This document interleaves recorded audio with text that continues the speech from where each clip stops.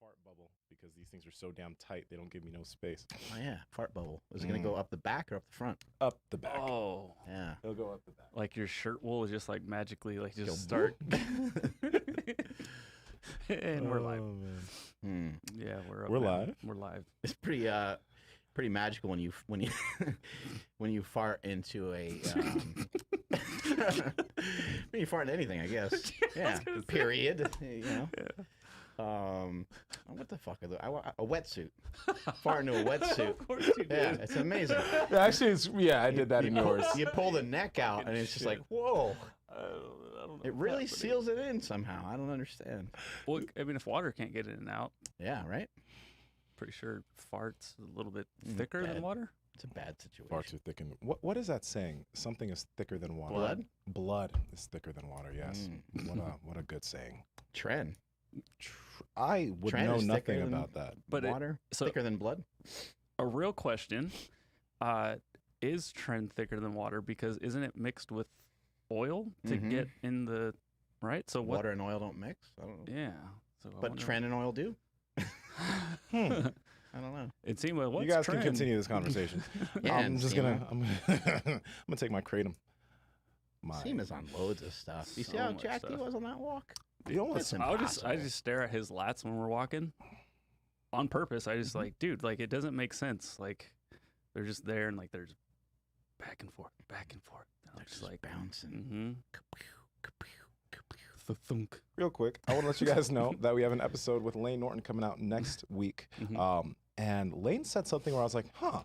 Okay, so that and motivation, a lot of that makes sense. Lane said his testosterone was like 800 to 1,000, Yeah. right? I was like, God dang, mine's like 650 to 700. I'm like, damn, like, wow. That's, it kind of maybe makes, because you know how Huberman always talks about like testosterone and it's linked Right. to effort and all that. You see Yep. the amount of work he puts in, so you wonder if like, because Andrew also said that the more work you put in, the more you're just like, the more you produce. Yeah. Right? So it's just an interesting thing. Either way, yeah, that's all. Makes a big difference for me. You can assume so. Oh my goodness. And down the hatch. I wish I had some element. I don't have any. I don't. I just dirtied my. There's some shit over up. there. Okay, let me. Oh, but then you need water. I need water. No, No, just, let's not do just that. raw dog it. No. We're not going to do that here. But I will put some chocolate element in my protein shake. So be right back. Do it. And BRB. now you guys are about to see something you don't want to see. No, short no, shorts. no one's gonna see. Oh. Because the camera doesn't go down that far. No, Wow. unless you were to do a bit of a handstand, like if you're getting out of a pool, you know, on the front of the table. No. Just saying. They can see a little bit if you step right. Yep, right there. So guys, these are the new strong shorts that are coming out for men. This is the extra large. You got to get They're a little so bit tight, closer it's to the like table. pulling a your little bit butt closer to cheeks the table. apart. There you go, right there. Yeah, right there. You guys see that hamstring? Ish. Hamstring separation? No, too low. Your butthole's almost showing. I mean, Almost. Nice. I They're really oddly can comfortable. see your temperature when you're wearing those shorts. It's cold. But guys, if you haven't already, we love Element Electrolytes. Yeah. I take this like, if it's a non-workout day, I take 2 of these. If it's a workout day, it's 3 to 4. Just because I can tell like when I wake up, having this is different because like I get fully hydrated to get all my electrolytes. It helps a lot. So Same. And I do a lot of fasting. I don't eat a lot of carbohydrates. And then, you know, when I work out or people see some pictures online, they're like, how do you get such a pump? How are your veins showing and stuff like that? I think a lot of it has to do with staying properly hydrated. I still feel like I can get a good pump during training. And actually, I'll notice a big difference in my strength. My strength will seem down a bit if I'm not hydrated and I'm not getting in the proper amount of electrolytes for the day. And I'll even feel a little woozy. I'll go to do something like a deadlift and I'll be like, whoa, that wasn't good. I'll get like a little lightheaded. So having the extra sodium in there from the element, I think helps quite a bit. Yep. And then yesterday with hanging out with Doug Brignoli, so podcasting. Well, actually, we hung out before the podcast after the podcast, filmed a bunch of content. I don't know, I was just hanging out all day. Like, you know, I'm a big fan of Doug's, and I didn't want to miss any kind of tidbits or anything that I didn't catch by reading his book or going through some of his training programs. And he, at the end of the day, he was like, "Hey, I noticed you didn't eat today." I was like, "No, I've just been having electrolytes all day," and that's what got me through. Then I went home and had a big old meal. But what I'm trying to say is, like, I fasted all day yesterday and didn't really feel too bad. I felt pretty good just drinking Element. And I'm proud of you for fasting. thank you. Well, it was, and so You're not normally fasting, but you've been doing it lately. yeah. And what it was You funny. proud? Yeah, I am Proud of actually. Yeah. I appreciate it, guys. Thank you. It's because I hang out with you guys. Mm-hmm. But talking to Ryan, because same thing, he was, you know, filming a lot, and he's just like, "Yeah, dude, I'm kind of having a cool little fast right now." I'm like, how cool is it to have that like in your back pocket? You know, it would suck if we were just so dependent on eating every couple hours, but now we just like, nope, I'm gonna fast through it, no big deal. And again, I like having Element electrolytes when I'm fasting because it just makes it easier. I don't feel like I'm without. I feel pretty fantastic if I'm being honest. Throw some in your morning coffee, the chocolate. I need to shake this up a little more. Do that. All right. Well, Nsima's shaking it up, making it Thank you. almost too loud. No, that was good. For more information, or if you guys want to just pick up some Element right now, head over to drinklmnt.com/powerproject. I think they're still doing the free recharge pack, but if not, make sure you guys get a value bundle. You're going to get 4 boxes for the price of 3. The grapefruit salt, the watermelon salt, the citrus salt, and the orange salt are my favorite 4, or my 4 favorites. Well, I got a little dyslexic. So definitely give those a shot. And yeah, so no code needed. Just head over to drinklmnt.com/powerproject. Link down in the description, as well as the podcast show notes. Chug, chug, chug. Today we're going to be talking about having a bad relationship with food and kind of almost what you should do when you're kind of looking into a nutritional intervention of some sort, or just looking to get on some sort of diet. I think one thing to recognize is that I think there's a few things I'll point out right off the bat. Is identifying where your problem is critical. And so understanding who you are and how you operate is important. However, I would like for people to adopt we talk about flexible dieting, but let's have a flexible mindset, because I would consider the way that I eat, I would consider it flexible, because sometimes I fast, sometimes I don't. Sometimes I eat carbohydrates, sometimes I don't. But I'm primarily on a carnivore style diet. But the carnivores would eat me alive if if I made a post saying I'm carnivore and I'm sitting there eating an orange, which I'll eat oranges and apples and things like that here and there. I have protein shakes. I have things that are off plan. I have dairy. I have things that are not, I guess dairy could be considered to be in the carnivore wheelhouse or whatever. But anyway, the point is like, let's have a flexible mindset to the point where you can admit that you don't currently have a great relationship with food, and that you think that certain foods are bad, or whenever you get to really restrict or you try to get in a caloric deficit to lose some weight, that every single time it seems like you end up on a binge. I think that's okay to like have that outward thought, but to think that you're living there forever and that you're married to that concept, I think is I think you're living under a misunderstanding. Like, you may have a bad relationship with food, but why not think about it like, that's my current situation. I currently have not developed a great mindset around food to the point where I feel like I can have good agency and good control over particular styles of diet. I think that would be a great place to start when you're thinking about your relationship with food. And one thing too is like, when somebody chooses to go on a diet, when you go into a deficit of calories, that's already tough, because you're putting your body into a place where, okay, you are literally eating less than you do in terms of activity. So your body's going to realize that. So that's one stressor. But if your relationship with food, and I love that we're using this phrase, because a guy that we watch, or I see quite a bit of his videos, Greg Doucette hates that phrase, relationship with food. Like, he doesn't like it. Yeah, he's like, am I taking it out on a date? Yeah, I know. I kind of don't like it either, because I believe that a lot of people have a bad relationship to pizza and to ice cream and to cookies and to candy. Those things are we're not special.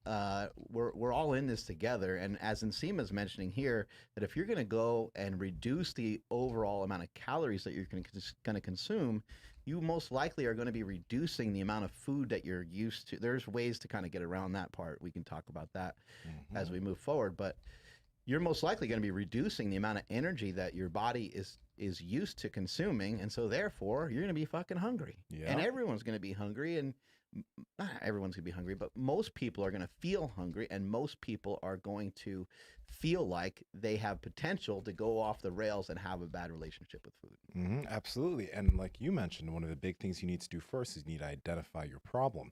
And one of the ways that people can identify problems is we've talked a lot about different habits that are going to help you with maintaining being in a caloric deficit, but then being able to maintain it, but also habits into like as far as being on a diet and not feeling like you're on a diet. There are certain things we do that just make it easy.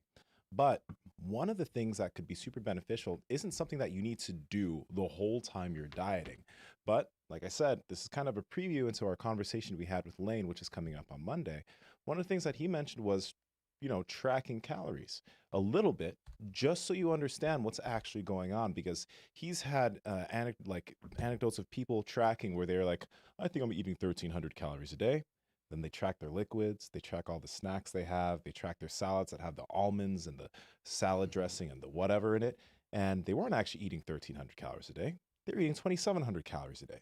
We are really bad at truly gauging the amount of food that we put in our mouths, especially when we're on autopilot and we just have these habits each day. So that's going to be one good thing that's going to allow you to figure out, wow, I'm drinking a lot of these calories from juice, alcohol, etc.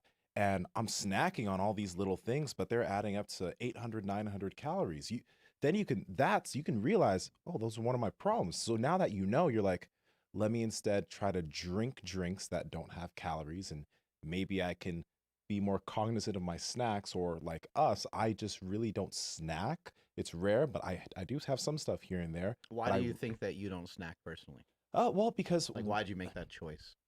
A lot of my days I fast. So like through that, if I had a snack, it's going to make me hungrier. Like once I eat that snack, 30 minutes later, I'm like, well, why don't I just have a meal? Like I just ate this, so why not? Yeah, like you're saying, you said meals at meals. I think that's really valuable. Right? Like when I usually eat, I eat a meal.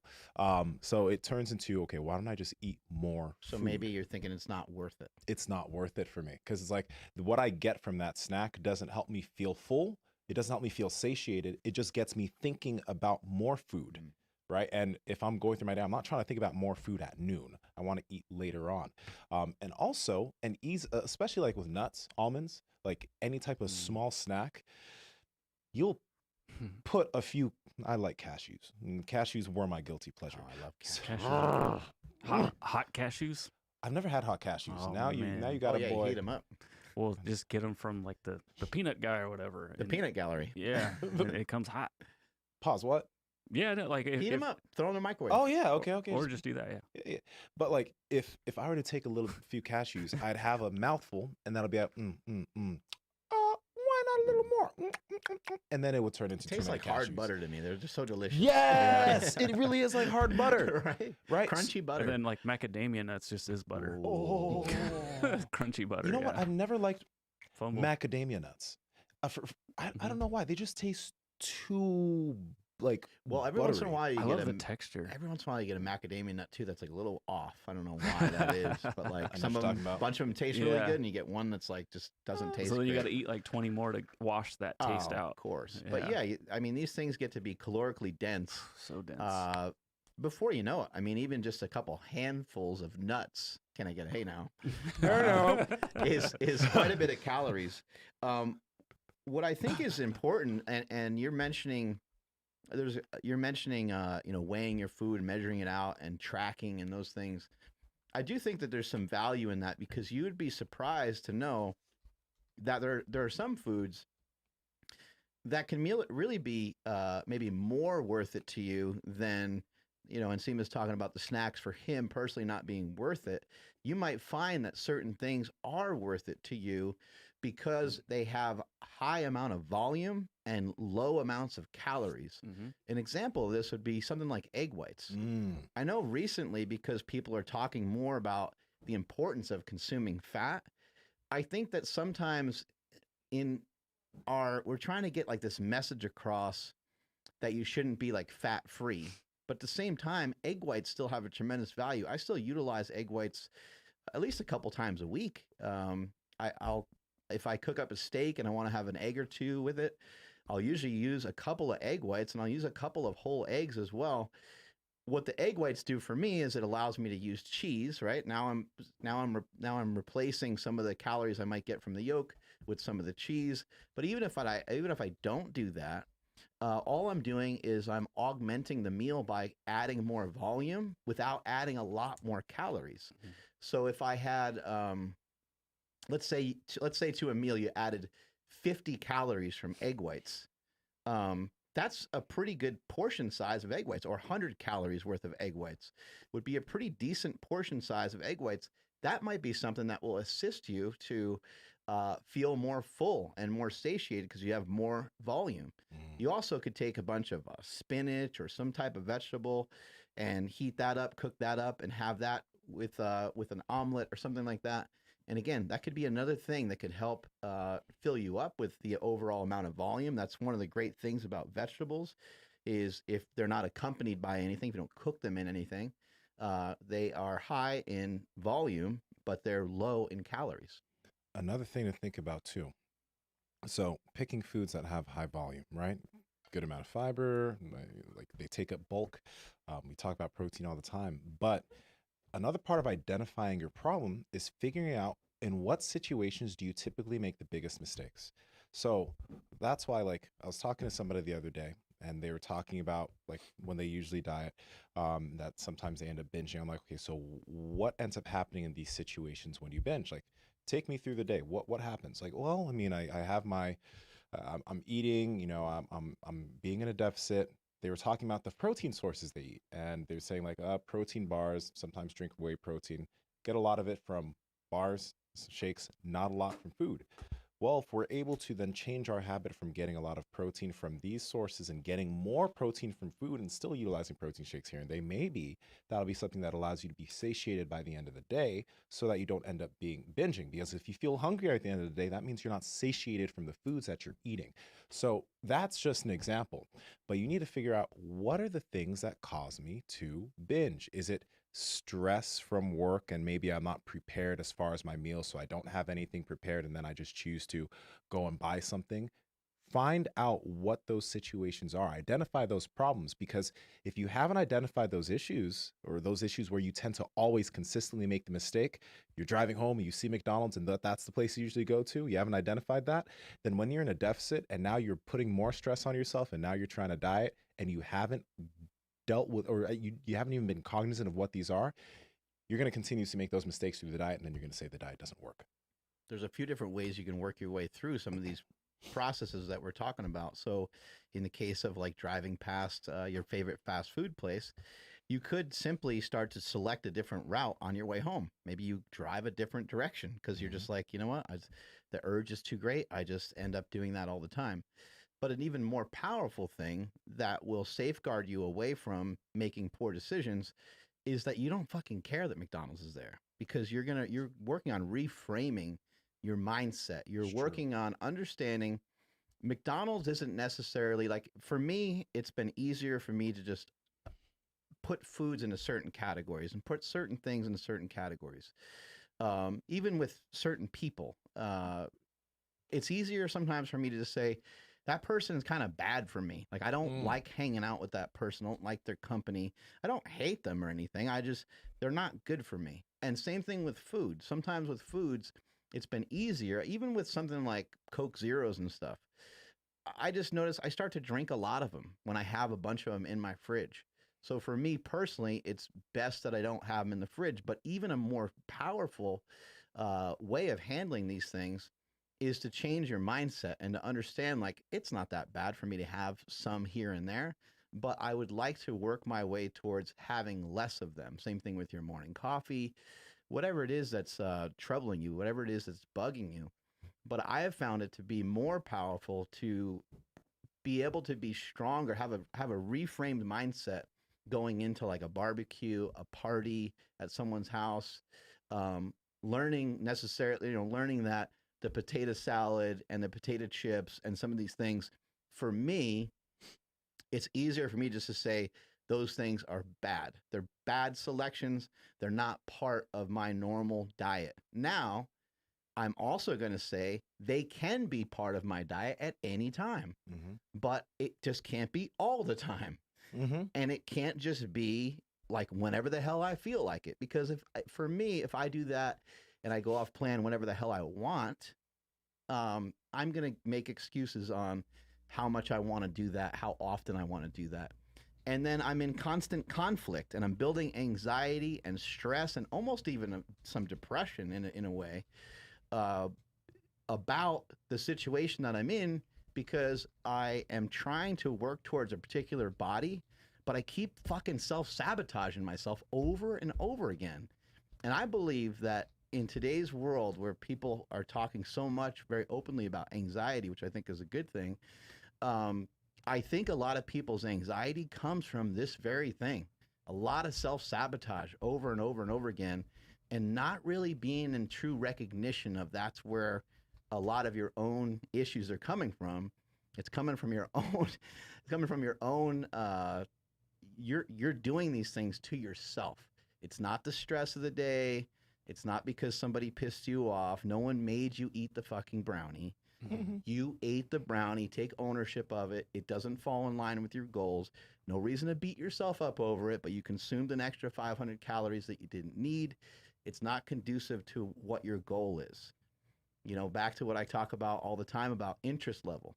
You know, how interested are you? It just kind of shows, if you're being honest with yourself, you're not as interested as you thought you were in getting that body that you were looking forward to working towards achieving. I have a fun question. What if somebody's listening to Nsima and they're like, okay, what are the trigger foods? Like you just asked me, like what actually is it? What if in their minds they hear that and they're just like, I'm just hungry. Like I'm just constantly hungry, and I don't necessarily have a trigger food, but at the beginning, middle, end of the day, whenever it is that it happens, they're just like, I just eat a lot because I'm just fucking hungry. Eat a lot of what though? Because people usually, like, when they eat a lot, it's usually not I'm eating a lot of potatoes and steak and eggs. Or Correct. Yeah. It's usually I'm eating a lot of just like rice and some snacks, and then I use rice because it's easy to put down, and maybe it's fried with something, so there's a lot of fat and a lot of, like, it's just easy to put down, right? It's what you're eating a lot of, because what you're eating a lot of typically isn't whole food that you need to chew and digest, and it's usually highly palatable, really tasty, something that you can eat excessive amounts of, calorically dense. You got to figure out what that is, and we need to replace that with real food, so that if you do end up in a situation where you're hungry, like you said, because we all get hungry. When I get home at night and maybe I haven't eaten during the day, I'm super hungry. But when I stuff my face with protein, maybe some carbohydrates, but I can't eat an insane amount of that real food, even though I'm so hungry. So I doesn't end up messing up with what I'm trying to do with my diet. Would you agree with this? Do you feel that it's easier to be hungry than it is to like think about your calories? That's interesting. Is it easier to be hungry than to think about all these different mathematical equations that could lead you to, like, you know, having the body that you want? Like, is it easier just to fast and just to deal with hunger rather than like dealing with meal prep and fucking calculations and weighing your food and being so meticulous with all these numbers? Can you kind of almost just say, hey, you know what? Fuck all those numbers. I'm not going to pay attention to any of that shit. I'm going to actually become partners and become buddies with some hunger. We're going to partner up. We're going to buddy up. I'm going to get used to hunger and not recognize. And when I do have hunger, I'm not always going to act on it. Dude, yes. Like that's the exact thing that happened when I started fasting, when you started fasting. Initially, it was hard because what I was used to was you get hungry in the morning, you eat. You get hungry 3 hours later, you eat. You get hungry and you don't eat for a period of time, you're annoyed and angry. So when you go and eat, you eat a lot. Like, it's always a response to hunger. You're always a slave to that. But when I started fasting, initially it was difficult, but I got better at feeling hunger. and giving it no recognition, and at some point not even caring, understanding that the feeling was going to go away. So now I can go through the day, I can eat when I want, but it's not always, hunger isn't a bad thing for me necessarily, because we all get hungry when we fast, but it just goes away. We can still do what we need to do. We have the tools like electrolytes, caffeine, all these other things, making sure that we eat enough when we actually eat so that the next day when we fast, it's not difficult. All these tools have made it so that, yes, and to answer your initial question, I do think it's easier being hungry than focusing on tracking all my calories. Like, again, and even being on any specific plan. I mean, I know that you are on a specific plan, but I would also say that for somebody that hasn't had food problems in the past, let's just say it's someone like my son. Like my son Jake could easily use intermittent fasting and not have to think about being on any particular diet. The only suggestion I might have would be to like just steer him towards eating like a good amount of protein every day. But other than that, it's like, I don't want to say you can eat whatever you want because people take that to such an extreme level. But I think that fasting, I'm not going to say it solves all the problems, but it really seems to be really fucking useful. It's an amazing tool. Like that's why whenever we talk about it, some people are like, oh, like fasting this, fasting that. Like, we don't think you don't have to. But once you realize how beneficial of a tool it is, it's like, it's easy to weave into every single day and make the aspect of eating easier. Certain days I don't fast, many days I do fast, and like, I don't track any calories to maintain my physique.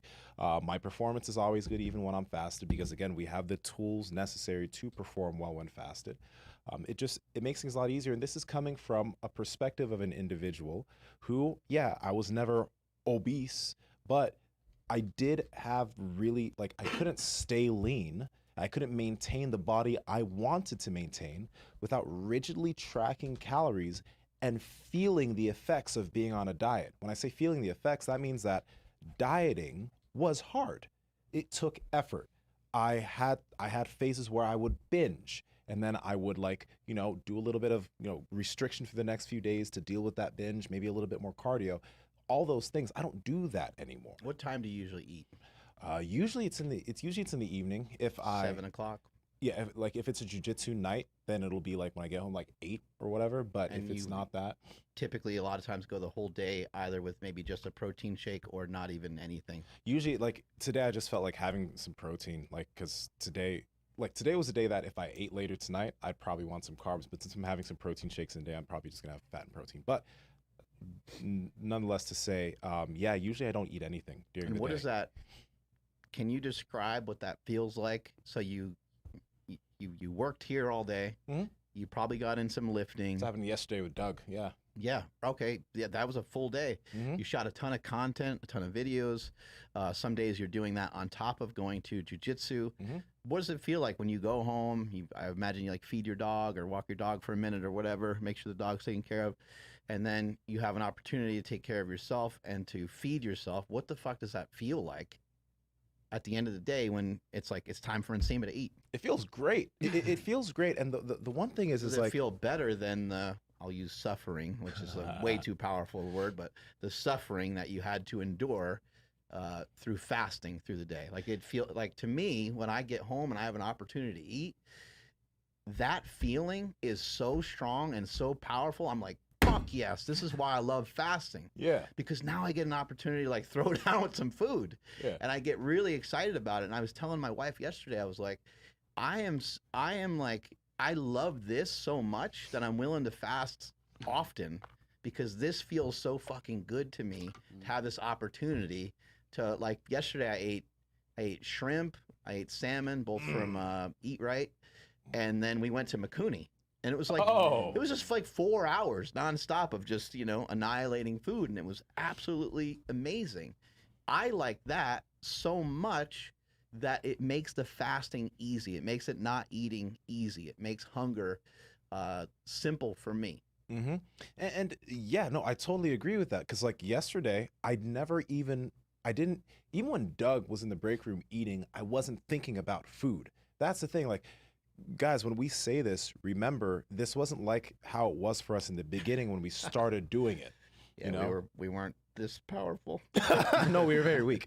I was very weak, at least I know that. But again, it's like you do it, you make a few mistakes here and there, you adjust, you get used to it. And then again, now I enjoy food. And in the past, if I looked at what I was doing right now, I'd be like, damn, I'm really restricting myself. It may sound weird, but I don't don't feel restricted at all. Like, at all. I am not holding myself back from anything. It doesn't feel like a diet. It doesn't feel difficult. I'm pretty damn hungry right now, but like you said, I don't really feel restricted because when I go home, I put a bunch of Piedmontese in the crock pot. And I know that shit's gonna taste so good when I get home. I also have a center cut ribeye. I have a whole plan. I got a center cut ribeye sitting in the fridge that I'm gonna actually cook up like fresh when I get home, and I'm gonna eat the crock pot meat. It's gonna be a party. For myself, today, I mean, even though I still did technically like intermittently fasted till I think it was like 12. Yeah.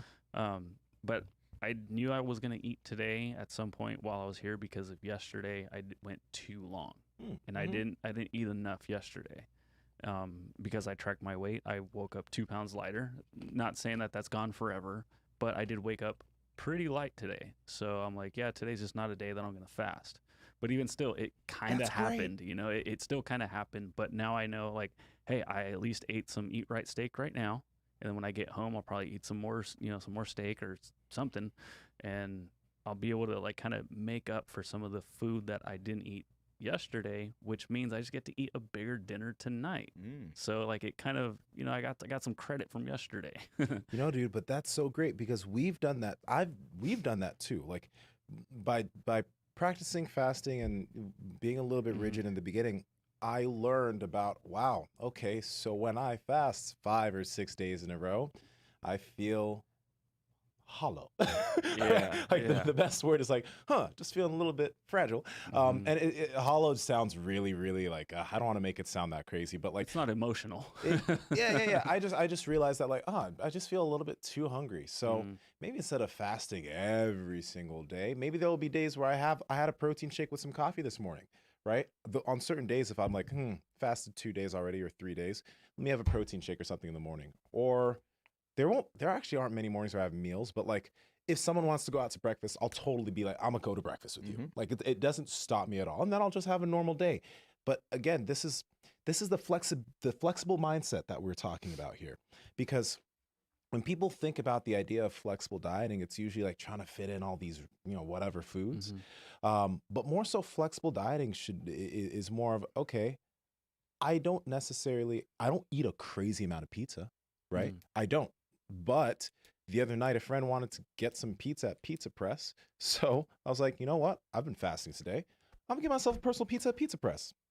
And I didn't look at the pizza negatively. It wasn't anything negative, but it's something where I don't have it all the time. I can fit it in and I don't feel bad about it. The reason why it's important to not look at it negatively is because there's no reason to really beat yourself up over it. We know that these foods are like part of like human life nowadays. They're there, and there's going to be new shit that comes out that we're going to see commercials for, like a Taco Bell commercial or a new fucking peanut butter cup comes out. You get all excited. Peanut butter lovers. Yeah, and you sit there and watch these commercials and you're like, man, what are they? Yeah, those are really good. What is that? Not that I've tried them. I haven't had one yet. I've restricted myself from it. Oh, they're delicious. I just think about it every day, though. Fuck this show and fuck dieting. Well, so this is really cool. I didn't even know this feature. This must have Chinese food. Yeah.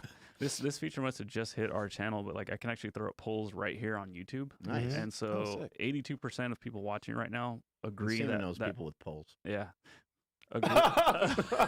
Fucking hell. Good one. 82% agree that fasting is easier than tracking. 9% said no, and 9% said that they don't do either one. So I thought that was pretty cool. But what the hell is Pizza Press? Pizza Press is it's keeping shit to yourself. Yeah, it's really cool. Have you guys? I forgot. There's a place just like it that probably came out beforehand. But you know those places where you can go and it's like a Chipotle pizza, like Blaze. But this is really fucking good. So like you have your thing and you can pick what you want on the pizza, and it came out amazing. So you can make yourself a pretty healthy pizza if you wanted to. But I put on all the fucking meat, which was great for me. Yeah, but it was so good. More protein. More protein. I put on every meat imaginable. You Anyway. mentioned, Oh, you mentioned earlier, like knowing yourself and kind of like triggers, and like there's different triggers, right? There's food and drink triggers, right? Like if you know that when you drink alcohol, you tend to make really poor choices with your food. If you smoke marijuana, maybe you make bad choices with your food. I mean, these are things that you're going to have to, you got to evaluate. You got to kind of clean out your closet, and you got to be very honest with yourself. And I think this is the hard thing, because it's hard to like outwit yourself or trick yourself. But it's important, again, to not, you don't want to be negative about about these different foods. But again, for me personally, it's been easier for me to say these foods aren't for me most of the time. The backbone of my diet is going to be meat. And I'm going to eat some of these other things, you know, on occasion. Like, I'll give you an example. When I was in New Jersey, when I was in New York and New Jersey, I'm in New York City. Like, I haven't been in New York City like in over a year, and I love New York City. It's like my favorite place in the world to visit. I wanted to increase the experience. I'm there with my wife and my kids. We went out to Nobu, a really nice, a really amazing sushi restaurant. I had some sake and shit like that. It's like, I'm gonna enjoy myself. Most of the stuff that I chose, even while we were eating there, was kind of protein rich. It was mainly fish, but of course there's like rice and there's some sauce and some stuff like that. That's not going to be the time that I'm going to pick, you know, really nitpick my diet and really try to be super careful. If I was still overweight, maybe I would have made a choice to eat something a little healthier before I went out to eat, so I could control, you know, just try not to overeat too much while I was out. Or I could have fasted the whole day going into it or something like that. But the point here is that the foods that we eat, if you have a negative relationship with you eating the food, every time that you go to eat it, you're going to think, I'm not doing a good job. I don't have any control. I'm not like you. It's so weird how critical we are of ourselves. We take that information as if we're not like a good person. I'm not doing a very good job of being a human being because I can't control the overall amount of calories that I eat every day. And that shit certainly isn't true. And also, people think that it's so attached to their discipline. And yeah, it's a habit, and it can be a discipline. But I heard a really good rant by Joe Rogan the other day when he was talking about him as a kid. He's like, people would come up to me and they'd be like, oh my God, you're so dedicated. I can't believe the discipline that you have. He loved martial arts at the time when he was young. There's a couple other things. I think he enjoyed like exercise and working out and shit like that. And so people were like, you're so dedicated. You're so dedicated. You're so dedicated. He's like, my mom had a different story. My room was a mess.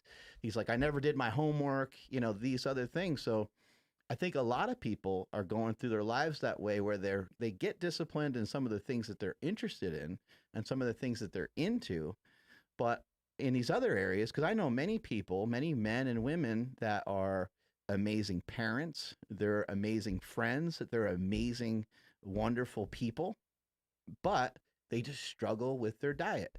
And it's like, well, maybe you can implement some of these other disciplines that you've been able. I mean, some people are like former military, or they're a teacher, or they're a police officer or some shit. And you're like, well, that, Jesus Christ, like that takes a lot of discipline. So we all have it in us to be able to do it, but you got to find the diet that is going to be the most interesting to you, something that you could actually follow that incorporates at least some of the foods that you like. Yes. Yes. Now, before I go on to what I was actually going to mention, I want to ask you, for you personally, when you look at the problems you had when dieting or trying to drop weight, what were your struggles, things that maybe you would deem triggers, and how have you developed habits that have gotten in the way of those triggers or that have completely annihilated them? Mm-hmm.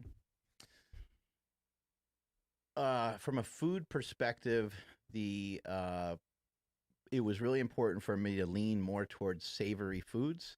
And higher fat, high protein stuff was really the ticket for me. I have gotten leaner and in better shape, utilizing some carbohydrates on a bodybuilding style diet, but that was after I already lost a bunch of weight. And that was after I already implemented some discipline. Before that time, it would have been very difficult for me to do that, not because my body doesn't handle carbohydrates. It's because for me, when I'm given a little bit of carbohydrates, sometimes I start to make worse choices. It kind of like just opens up the door, opens up the floodgates. Even something like rice. Rice isn't really like a trigger. I'm not gonna like eat rice and be like, oh my God, I need candy. But I'm gonna probably overeat. And something I noticed for myself, this is something else to be aware of. If I stuff myself to where there's like no more room, that's a trigger for me as well, which doesn't make any sense because you figure you'd be like, I'm going to pop. I don't want anything else. For some reason, that's like, maybe I've done that many, many times over. And if I really, so that can be a trigger for me to really overeat. So I got to be careful, even with the way that I eat now. If I go home and just have too big of an onslaught of food, that'll be another thing that triggers me. But the main things that have been really helpful and useful to me have been kind of, protein has been huge. And then also just kind of reframing my mind and reframing my brain around the way that I act. Can I act differently? Like, do I need to eat these sweet foods? Do I have to have them? Or could I start to have a little bit better discipline? And could I eat? For me, I found a keto diet. I found, the first thing I found was a paleo style diet, and then later moved into like a keto style diet. But the paleo diet was almost keto anyway, because I just didn't eat hardly any carbohydrates. But for me, I like fat and I like protein. So those were easy routes for me to go. And I went from 330 down to like 270, and then from 270 kind of downward from there. Was just kind of a mix of diets, really. The big thing that, really kind of like stuck with me from what you said right there was the reframing of how you look at things, right?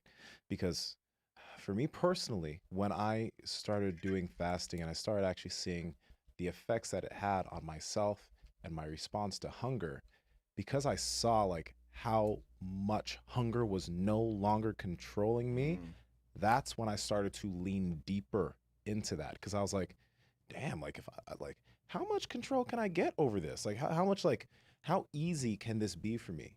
So I kind of leaned into the difficulty of fasting, and the whole thing became even easier because I changed my perspective of fasting being something that was restrictive and me restricting myself from food to me controlling hunger and controlling my response to hunger and not being controlled by that. And that made it so much easier for me, because when you go into a diet, right?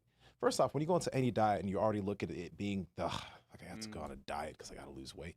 If your perspective is already that this is going to be a negative thing and you believe it's going to be negative, chances are you're going to have a pretty rough time. I got to eat a bunch of foods that I don't like. Right? Right? Or I have to not eat the foods that I really like. I think that's even worse. And for me, man, if you tell me I can't have something, you're like, you can't have that, man. I'm like, bet. You kind of reminded me of something when you said how fasting has been really influential on your journey. I forgot that I did a lot of bulletproof coffee too. So people tend to get like all upset about certain things that you might mention that have been helpful to you for diet purposes. And when it comes to something like bulletproof coffee, people will be like, that still has tons of calories. It's not fasting. And and it's not fasting. But Dave Asprey is a fucking genius. And something, we were talking with Lane Norton today about cancer and keto and fasting. Something that's really interesting about a ketogenic diet is a ketogenic diet kind of mimics fasting. It mimics a lot of similar things that fasting can mimic. And by basically waking up first thing in the morning and you have a cup of coffee with some butter and MCT oil in it, which for some people causes some crazy blowouts. So be careful. But that is a way that some people would start their day, and then they didn't have to eat for many hours afterwards. So while there is a decent amount of calories in that, it's not too different than fasting, because the amount of calories that are usually in there, if you are being, moderate with the amount of stuff that you're putting in there, will only be a couple hundred calories, and that hopefully can get you to like 2 or 3 p.m. And that's something that was really, really useful to me. The other thing that was massively important for me was just to shoulder all the responsibility for myself. Nothing makes me fat except for me, and I need to figure out, how do I gain control of that? And I gain control of it through utilizing bulletproof coffee, and then later on utilizing intermittent fasting. And ultimately it came down to kind of maybe 3 major things, I guess: intermittent fasting, good food choices, and protein leveraging. Just, eating large amounts of protein to stay satiated, finding foods that were high in volume and low in energy. I don't really like vegetables, but there was a period of time where I was like, you know what, we should just go ham on vegetables, because it's just going to fill me up. So I would grab like handfuls of just plain spinach, which some people would be like, that's insanity. Like, why would anybody do that? Just to kind of pre-fill me up a little bit, so I would learn to start to eat less. Then I got smarter about it, and I learned some other foods that taste better than just spinach. But there's a lot of foods out there that don't pack a huge punch in terms of their calories. Usually the things that have a good amount of water in them are like that, like watermelon, strawberries. I mean, you can look it up online. You'll find a bunch of YouTube videos, say top 20 foods that are low in calories. And you could start to utilize some of those foods to help fill you up, because dieting, again, it always is going to come down to you being able to have some sort of control. As Lane Norton said, unfortunately, there's really not a way around, when we're talking about weight loss, there's not really a way around being restrictive to some extent. But maybe you can personally find something that doesn't feel as restrictive for you as other particular diets might feel. Absolutely. And like we mentioned, find something, find something that doesn't feel as restrictive. And I think, oddly enough, when you start it, as much as you don't want it to feel restrictive, when you start it, it will. But there's then an aspect of kind of believing in what you're doing, right? So fasting. When I started fasting, I first off grew up with always eating something before I worked out. Always eating something before I played soccer, eating something before I did a gym session. And even in the times when I was eating, like usually during the day all day, and then eating before workouts, if there's a day that I didn't eat 2 hours before working out, I would always have a bad training. Always have a bad training session without fail, because I believed that if I didn't eat 2 hours before working out, it was a firm belief of mine, I wasn't going to have a good training session. So this kind of falls off into the diet, because if you go into that believing that it's going to be hard, and believing that fasting is tough, and believing that you're not going to be able to perform during your workouts, if you have that belief, you're going to set yourself up to have continuous hardships when attempting it. But if you believe that in time I can get used to this, in time I won't feel as bad, you can believe that about yourself, that will lead you to continue taking better actions, and that'll just, your mind will do things where you will be able to perform better. You will feel better through your day. You'll take more actions positively in that direction. That's a very big thing. And in the podcast we had with Lane, there's a little bit of it where we talked about placebo, and I'm not going to ruin it because that was really cool. But there's some really cool ideas that we talked about that, your belief can truly affect your hormonal, like your hunger hormones. Your belief can affect that. So that's a big deal, guys. If you're doing something and you're constantly having a battle in your head like, oh, this probably isn't going to work, or this is too hard for me, or this is too tough, or if you're playing that in your head consistently and that's your belief, you're going to set yourself up to fail. I think we all have things that we aren't good at, things that we're weak at. But I want to also point out, I don't have any idea what it's like to be like morbidly obese. Like I did get big, and I got too big, and I kind of fell into a weird spot where I was maybe, quote unquote addicted to food for a bit, and I just took it too far, and I kind of made myself unhealthy. But I was big for powerlifting, so I don't know what it's like to be someone that's 400 pounds, and I want to have empathy towards that because I don't know what that's like. Now I do know what it's like to have some weaknesses, or to kind of continually screw up and to feel like you always screw up. Like I'll give you just an example. Growing up thinking I was dumb, I would say, okay, well, this is going to happen because I'm stupid. And then it would, and then I would be really upset about it. When I was young, I would cry about it. I'd be, really hurt about it. So I'm sure everyone listening right now can relate in some regard to something that they're like, fuck, here we go again. I always do this. I always act this way. I always behave this way. And I'm the same loser as I fucking was yesterday. And you kind of get that mentality going. So I do know that side of it. But from a food perspective, I don't know what it's like to be locked in that way and to be obese and to always have that be a struggle and to feel like everyone's watching you every time you eat, or if you go to the gym, you're getting on the treadmill and you feel that everyone's like, I don't know. That must be really painful. I don't know what that feels like. And so anyone that's going to start to embark on this journey, I do understand how it could be really, really difficult, but in many people that we've talked to that have been in those situations, Ethan Supley comes to mind. We've had a bunch of other guests that are like that as well. It comes down to the same thing that we're talking about. It still comes down to your mindset. There has to be some form of restriction that's going to go on. And I can understand how it would be much harder to even get started in the first place. But once you do get started, all the same rules apply to you just as they apply to everybody else.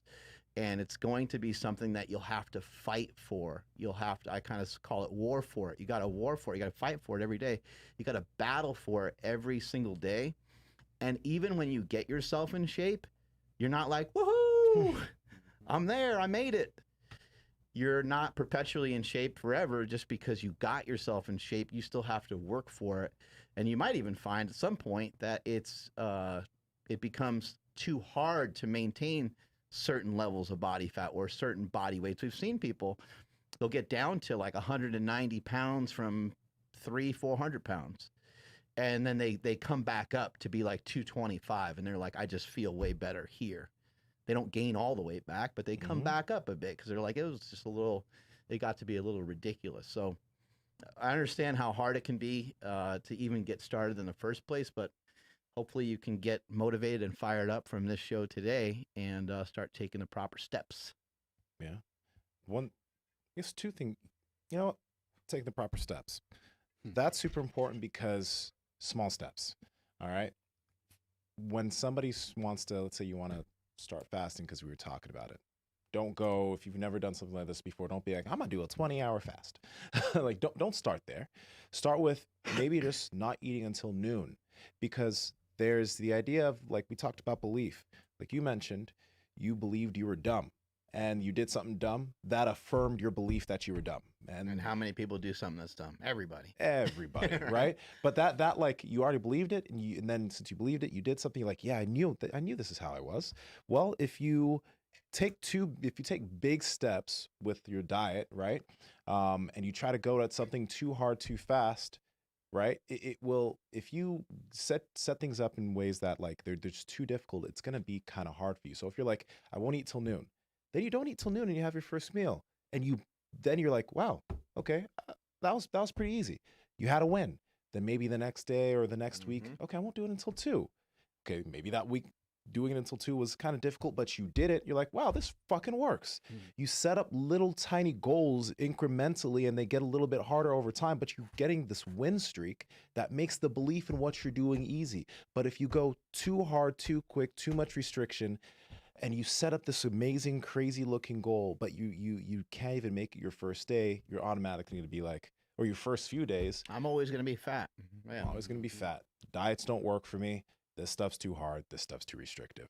So that's why we're just saying we're giving you these tools to try and identify these things before you put yourself into a deep deficit, so that when you do that, it'll be a lot easier for you. Would you guys say that, because I know we're talking a lot about fasting. I mean, I think we talk about it almost every time we talk about any kind of diet stuff.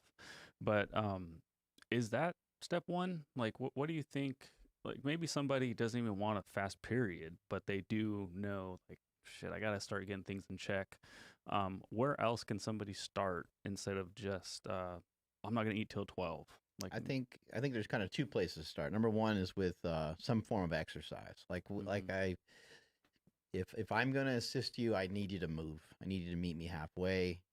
Maybe you can walk to your mailbox and back. I don't know. Like, maybe you can just be. And the reason for that is that some sort of consistent exercise will at least always account for the fact that you're expending a little extra energy than whatever it is you currently do with your lifestyle.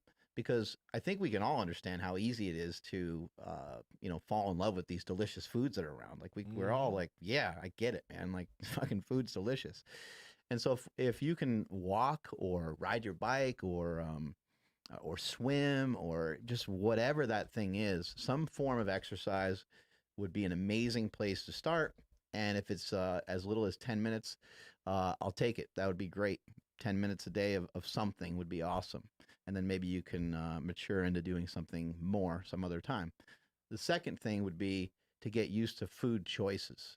And I think with food choices, I'll just give them to you now. You know, that for protein, you have just various types of meat, various types of dairy. I would maybe exclude milk. Not that milk is going to do anything horrible to you, but it's high in fat and carbohydrates, and it might be easy to overconsume. I want to point out too that there's nothing in nature except for milk. There's nothing in nature except for milk that is high in concentration of carbohydrates and fat. There's nothing in nature that's like that. We've all the other foods that are like that are shit that we made. You know, nuts have like some carbohydrates, protein, and fat in them, but they have fiber in them as well, so they don't really have like sugar. Anyway, so you got some dairy, you got some eggs, and then for your fat sources, you could eat some nuts, olive oil, things like that, and then carbohydrate sources, fruit and vegetables. If you stick to that, it should, especially if you're really overweight, you should actually be able to lose weight on eating large amounts of those kinds of foods, all the way to the point where it was probably maybe 7 or 8 years ago that Jesse Burdick and I helped John Gaglione lose a bunch of weight. I think he was over 300 pounds. He's not the tallest guy in the world, so he had a lot of excess body weight on him. And I put him on a low carb diet. Jesse and I talked to him about it, and I actually went out to Massachusetts to do a couple things with Reebok, and he met us out for dinner, and he lost a bunch of weight. And we're like, dude, like, shit, looks like it's going great. And he's like, yeah, he goes, I've been a little stuck though. And so, we told him, like, hey, here are the foods that you can eat. It was kind of a little bit more of a keto style diet. We never said anything about amounts. We actually even encouraged him just to like overeat for a bit, because he said he gets really hungry. And so we're like, hey, we'll overeat. So he told Jesse and I what he eats, and we were like, oh, we're like, holy shit. I mean, he was eating like 12 egg omelets and just eating like so much damn food. But even with the amount of food he was eating, he was still only eating like 2 or 3 times a day. Yeah. So he was still losing weight. He got stuck for a minute, because then we had to kind of tell him, like, okay, well, the calories matters, to some extent. So you'll have to lower them if you want to continue to make progress. But yeah, start out with some movement and start out with some food choices. Excellent food choices. And I was just going to ask, have you guys seen if he's okay from that bench press? Oh, I didn't see anything on it. I haven't heard from it either. I have no idea. Hope you're okay, buddy. Yeah. Weight fall on him? Yeah. Jesus, I didn't see it. Was he in a bench shirt? Yeah. Because I don't know how you lose a bench other than like if you're in a bench shirt. Yeah. God damn. That stuff. But one thing I'll add on to that, and actually, I wouldn't say it's a good job that we haven't talked about this, but we kind of owe. There was a period where we were talking about sleep every single podcast, and you know what? No, we're gonna bring that back because it's super important.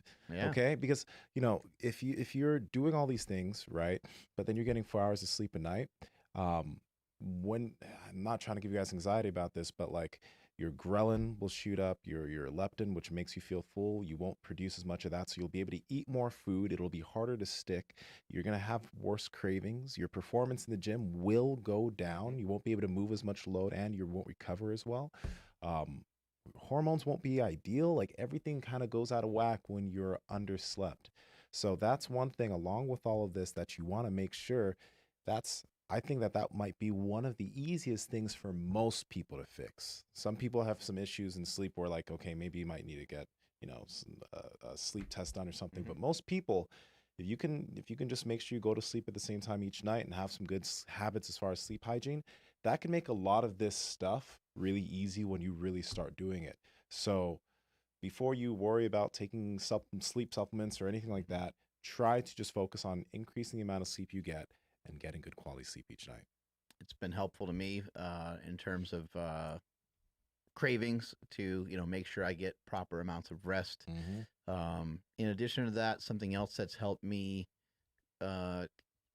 protect myself against like binging or protect myself against, I mentioned earlier, like if I really overeat a lot, that kind of triggers a little bit of binging behavior. But protein shakes have helped a ton. Oh yeah. And protein shakes, so a lot of times they're not really like super like filling, but you can make them that way depending on how thick you make the shake and things like that. But for me, it's like the flavor. I like eating dinner and then I like ending my night with a steak shake, and it's just like I just get a different flavor than what I'm normally getting throughout the day. Throughout the day, I don't eat anything, and then I'm having meat or eggs, something like that, to break my fast, and I'll usually eat twice. And it's just like protein rich stuff that has some fat in it, but there's nothing sweet in there. And so ending my night every night with a protein shake always feels really good. I think that's it, right? I think we fucking smashed that. Yeah, we smashed it. Like I'm smashing these shorts. I think you're getting smashed in, like they're mushing. This is like mad, like it's like there's so much air in my hamstrings. I thought you were gonna throw like a karate kick at me or something. So they're like they're like MMA shorts. No, I don't know we're gonna get a little. Oh yeah, that testicle will fall out. It's cold, guys. Sorry. Something's gonna pop out of there. I hope. Fingers are crossed. Fingers are so crossed right now. Oh man. All right, Andrew, you want to take us on out of here, buddy? Sure thing. Thank you everybody for checking out the live stream today. Thank you everybody that's been voting on the polls that we're putting out there. That's pretty cool. I didn't even know you could do that on YouTube, but now you can. Yeah. So we'll keep it interactive. Thank you to Electrolytes for sponsoring today's episode. Again, head over to drinklmnt.com/powerproject. Links to them down in the description, as well as the podcast show notes.